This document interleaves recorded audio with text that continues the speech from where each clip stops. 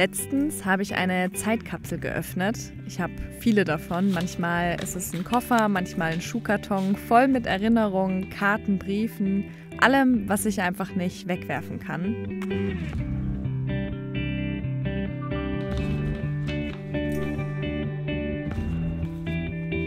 Das war die legendäre Van-Party. Vor 2 Jahren, Halloween in Valencia. Das sieht aus wie Mathe-Hausaufgaben. Ein Liebesbrief. Ja, das hat nicht funktioniert, weil wer Liebesbriefe auf Karo-Papier schreibt... Nein, Quatsch. Liebesbriefe kannst du auch auf eine Serviette schreiben, wenn die Worte stimmen. Bleib wie du bist. Ich bin eigentlich ganz froh, dass ich nicht so geblieben bin. Aber das steht hier irgendwie auf jeder zweiten Karte hier. Bleib wie du bist, bleib wie du bist. Ja, das hättet ihr wohl gerne, ne? Eigentlich ist es ja nett gemeint. Es bedeutet, ich hoffe, alles bleibt wie es ist. Du bist gut so, wie du bist. Aber es beinhaltet eben auch diesen kleinen Funken Angst vor der unvermeidbaren Veränderung, die es immer irgendwie gibt und die dann auch dazu führen kann, dass man sich auseinanderlebt.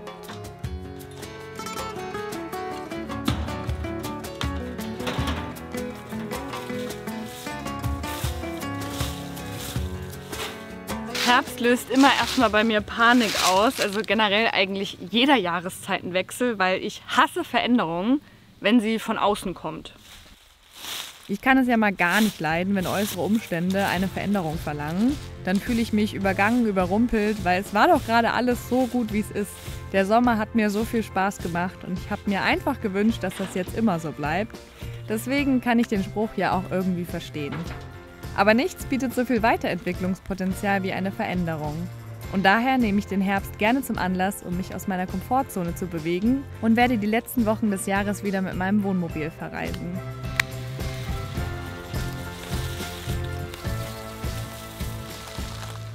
Es ist so krass, wenn ich überlege, dass im Frühjahr, als die Tomaten hier reinkamen, waren das so mini kleine Pflänzchen, so groß. Und jetzt sind das einfach so richtige kleine Urwaldbäumchen. Ja, es friert aktuell draußen. Nachts deswegen, also zumindest das im Hochbeet kann raus. Den Kürbis lasse ich mal noch drin, weil da hängt noch was dran. Aber die Tomaten, das ist, denke ich, vorbei.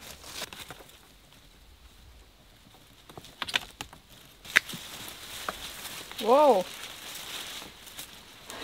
Krass, wie groß diese Tomate einfach war. Die ist ja unglaublich groß. Die ist halt so nach unten gewachsen dann. Wahnsinn. So kleine grüne Tomaten, die kann man noch abschneiden. Die können noch nachreifen. Meine Mama meinte letztens zu mir am Telefon, dass sie mir doch einfach Beständigkeit wünscht. Und ich fand das interessant, weil ich fühle mich total beständig. Beständig in Veränderung zumindest. Ich bin ein Mensch, der auch sehr an Veränderungen wächst. Und ich kann mich da auch ziemlich gut drauf einlassen. Das ist auch ein Grund, warum ich nicht gerne nur 2 Wochen irgendwo hinreise, sondern am liebsten wochenlang. Weil ich mich da so richtig gerne so richtig reinschmeiße in so diesen Strudel aus immer mehr Neuem. Und einfach, ich finde es total interessant zu sehen, wohin ich mich forme oder was das mit mir macht und wie ich mich neu erfinden kann. Ich glaube aber, dass ich das in dem Maße auch nur so gerne mache, weil ich auf der anderen Seite in meinem Leben so viel Beständigkeit auch erfahre und erfahren habe. Mein Elternhaus zum Beispiel, wir sind mit der Familie, sind wir früher nie umgezogen. Wir haben immer in demselben Haus gewohnt und auch sonst war das irgendwie ein recht behütetes Aufwachsen ohne krasse Zwischenfälle, würde ich jetzt mal sagen. Und das hat mich einfach sehr geprägt, dass ich irgendwie so eine große Grundsicherheit irgendwie auch in mir spüre. Und auch wenn meine Heimat jetzt ziemlich weit weg von hier ist, wohnt zum Beispiel meine Schwester hier in der Nähe, was für mich einfach das größte Geschenk ist, dass wir so nah aneinander wohnen. Sina! Hallo Jana! Ich grüße dich! Ich grüße dich ebenso. Ich drehe jetzt gerade ein Video. Aber es ist nicht schlimm. Es geht eh um dich. Ah, okay, worum geht es? Es geht um Beständigkeit, meine Liebe. Welche Beständigkeit denn? Naja, du bist ja der Hafen in meinem Leben, Sina. Oh, schön, das freut mich so sehr. Ja, ich habe mich heute erst gefragt, wie es dir eigentlich geht. wie es mir eigentlich geht. Ja, Hast du dich heute gefragt? ja. Weil gestern hast du so einsilbig geantwortet, war ich so, oh je. Ich habe wieder meine Vorreisekrise halt. Okay, warum? Ach, weil irgendwie so viel zu so Papierkram, ich kriege die ganze Zeit so komische Briefe, dass die alles wieder wissen wollen. Ja, so komische Briefe einfach.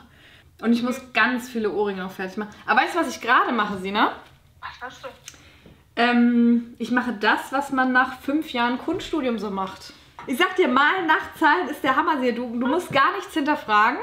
Das ist great. Das ist komplett vorgegeben.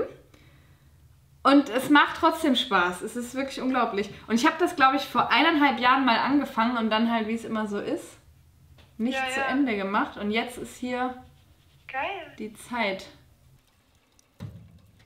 Vorreisekrise heißt bei mir die Angst, nicht alles rechtzeitig erledigen zu können, bevor es losgeht. Und ich bin dann immer extrem verspannt. Ich merke Anspannung direkt körperlich und deshalb lege ich mich gern abends direkt vor dem Schlafengehen 20 Minuten auf meine Shakti-Mat. Das ist eine Akupressurmatte mit vielen kleinen Spitzen. Man legt sich mit nacktem Rücken auf die Shakti-Mat. Ich habe jetzt hier für Vorführungszwecke was an und auch am Anfang bei den ersten 4, 5 Anwendungen, würde ich sagen, hatte ich auch ein dünnes Tuch noch oben drüber, weil das am Anfang einfach ein bisschen ungewohnt ist. Man muss sich da erst dran gewöhnen. Ich habe auch nicht direkt 20 Minuten geschafft, sondern man muss sich da wirklich langsam steigern. Nach den ersten Minuten breitet sich im Körper ein wohliges Gefühl aus. Akupressur fördert die Blutzirkulation und kann Endorphine und Oxytocine, die natürlichen Glückshormone, freisetzen. Mein Rücken ist sowas von durchblutet und im Allgemeinen fühle ich mich jetzt einfach absolut bereit fürs Bett. Ich finde, es ist so eine richtig schöne Sache vorm Schlafengehen, um einfach wirklich auch nicht auf den Bildschirm zu schauen, sondern einfach nochmal die letzten 20 Minuten des Tages irgendwie in Ruhe zu verbringen. Die Shakti-Mat wird hochwertig in Indien produziert und schafft dort faire Arbeitsplätze für Frauen. Wenn du auch mal eine Shakti-Mat ausprobieren möchtest, dann schau in die Infobox, da findest du einen Rabattcode. Da kannst du 10% auf deine Shakti-Mat sparen. Ich gehe jetzt schlafen, aber du kannst sparen. Ja, gute Nacht.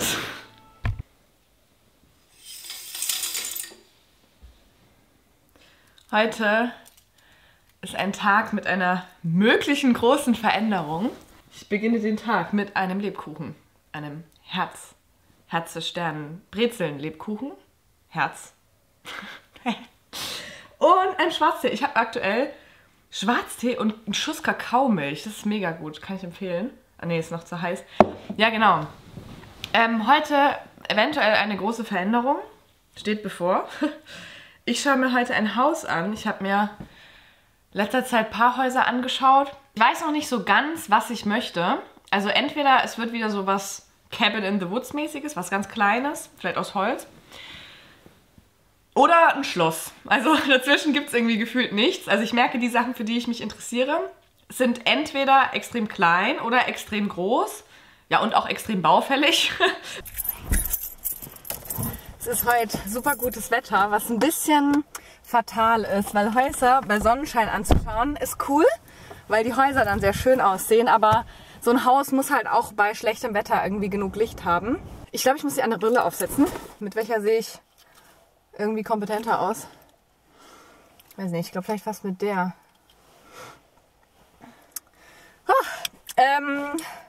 Ich war nicht alleine. Das habe ich genau einmal gemacht. Und da ging es dann die Hälfte der Zeit im Gespräch darum, ob ich das überhaupt alleine schaffe. Als Frau. Deswegen, es muss nicht sein, dass man nicht ernst genommen wird, aber es kann passieren.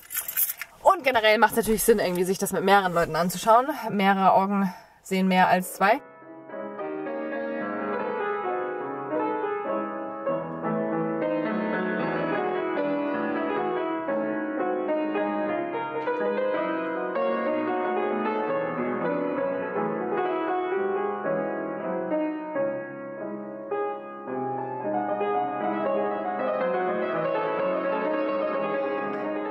Ich habe gerade meine Begleitung abgesetzt.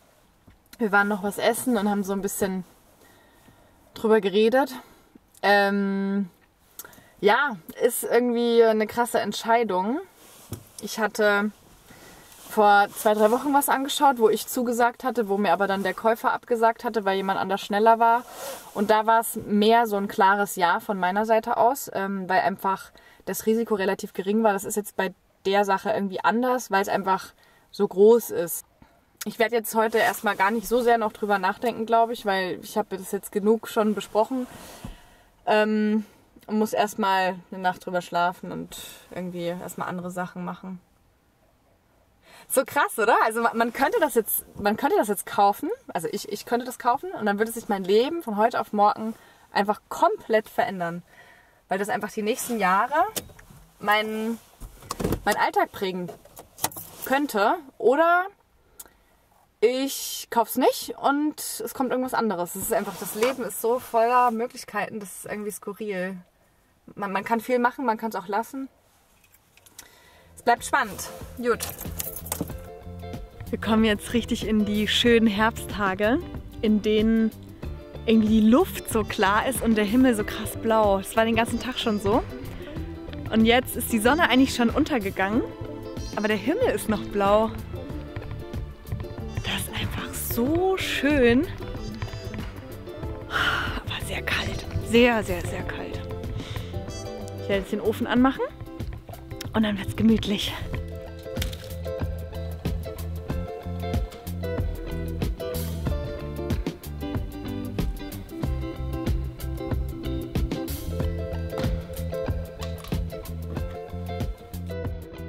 Man muss natürlich aber sagen, dass ich Mitte 20 bin und halt einfach das Leben auch noch nicht ansatzweise irgendwie durchgespielt habe. Und das hat Vor- und Nachteile. Auf der einen Seite ist in meinem Leben jetzt noch nicht so viel sonderlich schief gelaufen, weswegen ich halt ja relativ naiv auch an Veränderungen, an neue Sachen irgendwie so rangehen kann. Ich hoffe, dass ich mir diese Unbeschwertheit und Naivität irgendwie beibehalten kann, auch wenn das Leben irgendwie mal ernster wird. Ich bin gestern vorbeigefahren an einem Café. Vor 2 Jahren hatte ich mal die Idee, eine Kunstgalerie zu eröffnen. Ich weiß auch nicht so genau, was mich da geritten hat. Auf jeden Fall wollte ich das in diesem Ladenlokal machen, das jetzt mittlerweile ein Café ist. Und es ist irgendwie schon lustig, wenn ich manchmal so mich zurückerinnere an Ideen, die ich so hatte. Ich meine, allein das, was ich hier mache, ich verkaufe Ohrringe, so, das war auch mal so eine Schnapsidee. Lass mal nach Spanien fahren und von dort aus Sachen versenden nach Deutschland als Online-Shop. Also es ist auch erstmal, wo man sich so denkt, das funktioniert doch nicht. Ja doch, ich lebe davon. Ja, lauter so Ideen. Das war letztes Jahr. Ich habe letztes Jahr mit 2 Freunden fast ein altes Rittergut gekauft und wollte dort ein Altenheim eröffnen. Ich war in meinem Leben bisher einmal in einem Altenheim und wir dachten uns dann, ja, lass mal ein Altenheim eröffnen. Klar, niemand von uns hat Erfahrung damit, aber warum nicht? Wir haben uns dann gegen dieses Projekt entschieden. Das Konzept war nicht ganz rund und vor allem auch, dass das Rittergut zu wenig Garten hatte. Und also egal, wie man das hätte nutzen wollen, ob als Altenheim oder auch Hochzeitslocation, stand auch mal im Raum. Ohne Garten ist einfach schlecht. So. Rückblickend bin ich auch total dankbar, dass wir das nicht gemacht hätten, weil ich einfach, ja, dann jetzt irgendwie verschuldet wäre einfach und irgendwie so ein Riesenprojekt an der Backe hätte. Was gerade irgendwie ganz schön ist, dass ich das nicht habe. Sondern nur so schöne kleine Ohrringe. In meinem Umfeld gerade, oder der Kreis von Leuten, in dem ich mich bewege, ist gerade so super viel Bewegung. Also jeder will gerade irgendwie was Neues machen, jeder sucht nach einem Projekt irgendwie. Und ich liebe diese Energie so. Wenn man so gegenseitig sich dabei beobachten kann, wie man die Augen leuchten auf einmal wieder, weil man was Neues gefunden hat, für das man sich begeistert, aber eben auch dann dieses Scheitern mitzubekommen, so ja, okay, das hat jetzt nicht geklappt. Ich mag das.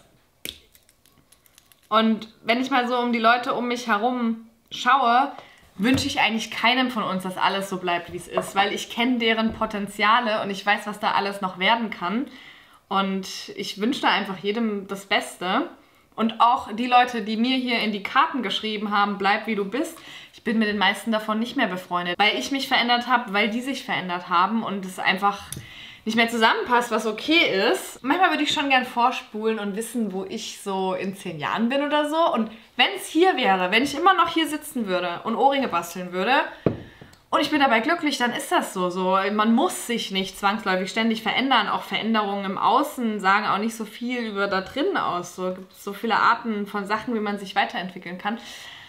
Aber ich möchte in Bewegung bleiben irgendwie, ne?